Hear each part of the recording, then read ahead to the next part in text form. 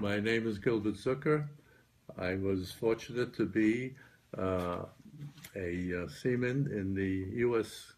Coast Guard during World War II, and part of my duties being in the Coast Guard was being assigned to a very, very large troop transport.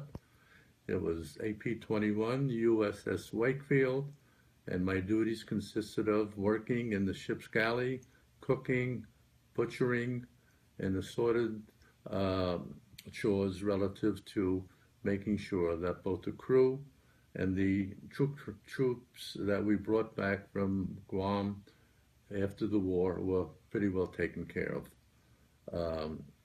Basically, for the most significant part of my time in service, I was aboard the USS Wakefield, and our job was going from San Diego to Guam, which was a staging point for the Marines and the Army personnel to convene, and we would pick them up and bring them back to San Diego for their discharge. Made several trips of that nature, and finally, after the war was over, the last trip that was made was one of great importance to me.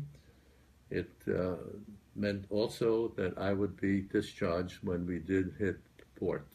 Port was going to be New York, and our ship was going to go from Guam through the Panama Canal, up the East Coast, up the Hudson River, which in itself was probably one of the most exhilarating experiences that I've ever had in my life.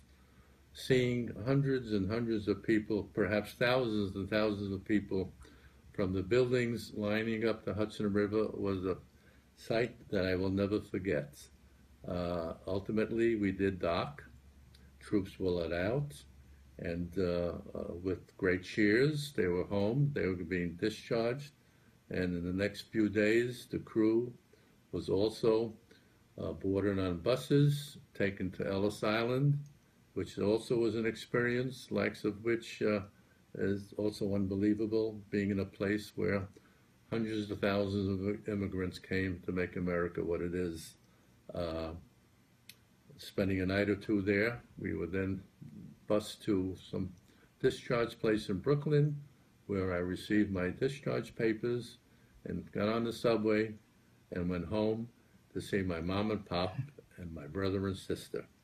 And I was formally back as a civilian.